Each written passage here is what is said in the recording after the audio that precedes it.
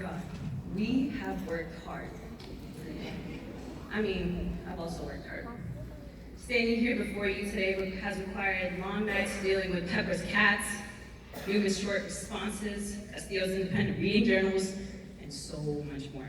Sorry if you didn't hear your name or your class getting mentioned. These are just the most traumatizing ones. I'm proud I worked hard. Obviously, there are rewards for that. I'm here, the valedictorian of my class. Yes, Kal. I'm going to Chicago next year. Things are going good. Throughout most of my time at Haynes, I presented as someone who prioritized and took pride in her academics. I made sure to get all my homework done, work night and day to understand that math unit, go to office hours to bother my teachers to see how I could perfect that essay or this and that. Let's just say I was extra about my work. Hiabich and I would even say, how you do too much?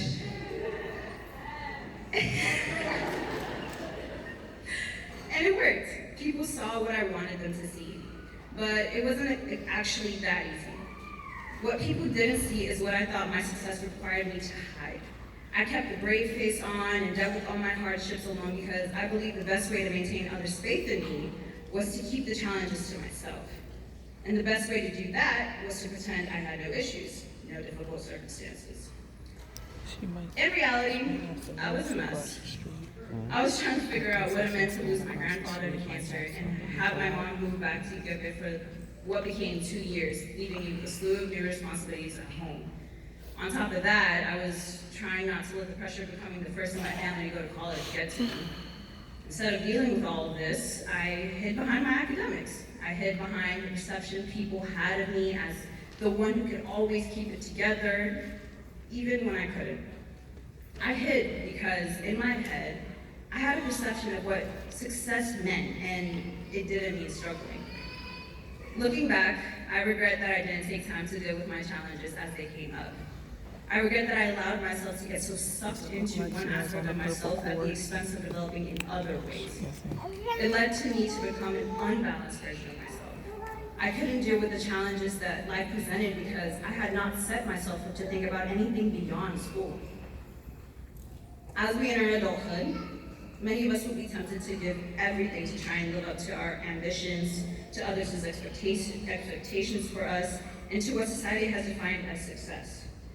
Whether that be earning money, a promotion, or that job title, we will be tempted to feel like we are not doing enough because we see other people doing so much. And some of us will fall into that trap of doing too much. I remember someone telling me that people who succeed don't sleep. This sends the message that everything must be sacrificed to achieve success. And while it's true that life does sometimes require us to buckle down and grind it out, does success really have to mean having such an unbalanced life that we lose out on sleep? I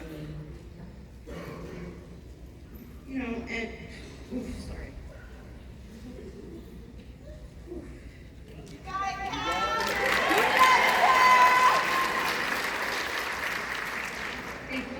I love you, Kal. Me too.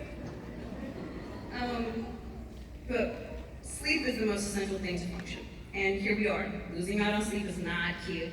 Not for your success, not for your health, and definitely not your face. I mean, do you see these bags? Do you? This concealer. Just watch me later. None of us had an easy time getting to this point. We all experienced struggle and a lack of balance at some point. Again, I'm not saying we shouldn't work hard. Hard work helps develop us. We should work hard, but we should be careful about the impact of working too hard at the sacrifice of other aspects of our lives. Yeah, there are rewards of my hard work. Remember how I'm valedictorian and going to college? But that doesn't mean I shouldn't continue fighting to find the right balance. But I'll leave you with this. Class of 2019. As you enter the next stage in your lives, keep in mind that you have many dimensions, and all those dimensions require attention. Fight to strive for balance. It will make you a better you. Congratulations, class of 2019. The last best class. Just